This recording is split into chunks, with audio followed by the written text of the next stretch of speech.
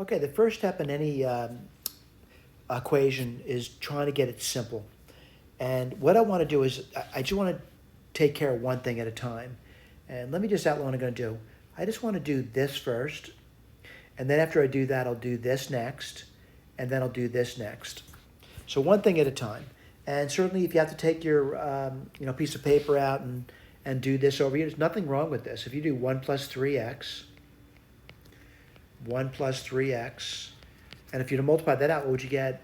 You would get 1 plus 3x plus 3x plus 9x squared. So I can write that down now. What's that going to be? That's going to be 1, and 3x plus 3x is 6x plus 9x squared. Now let me do the next one, and this is done. I'll cross this off. What's the next one going to be? It's actually 5 minus x, 5 minus x. Well, I'm going to write that down. Well, that's going to be equal, 5 times 5 is 25, minus 5x, minus 5x, plus x squared. And what do you get there? Well, you get 25 minus 10x plus x squared. Let's go to the next term. Again, we did this, we did this, we're doing this now. Let me cross this off. This is done. And what do I get over there? Well, it's 4 times something, and I'll put the parentheses down, and this equals 0 in the end. Let me just do this over here. It's my side work. Let me do this. What do you get? 1 minus x times 3 minus 2x. And what does it give you? 3 minus 2x minus 3x plus 2x squared. Let me write that down for you. 3, well, minus 2x minus 3x is minus 5x, and then you get plus 2x squared. All right? So I want to point out that I'm not done. I got to keep going. And to keep going means I got to simplify.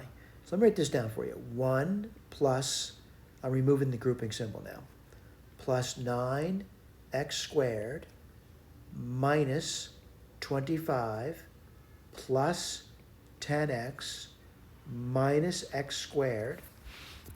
Oh, this could be a tough one.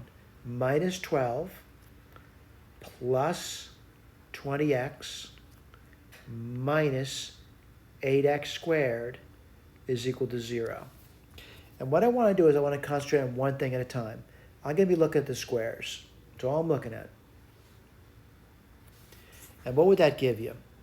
Well, 9 minus 1 minus 8, there are no x squareds.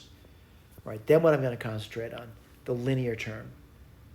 20, 30, 36. I'll write that down now. All right, then what am I going to concentrate on? Well, I'm going to try to concentrate on the constants and make sure I've taken care of everything. Minus, whoops, sorry about that. Minus 12, minus 25, and a 1. Well, that's going to be what? Minus 37, minus 36. I'll write that down. And what is it equal to? Well, according to them, it's equal to 0. And then what would I do? Again, it's a little bit easier at this point. It really kind of, when the dust settles, it's very easy to look at. What does this really say to me? Add 36 to both sides. What do you get? 36x equals 36. Certainly very clear, though, x has to be equal to the number 1. All right? I'm seeing that right over here. Now, granted, if you are going to check it back in the original, make sure it makes sense. If it doesn't make sense, it doesn't make sense. That's simple. All right? Thank you so much for paying attention.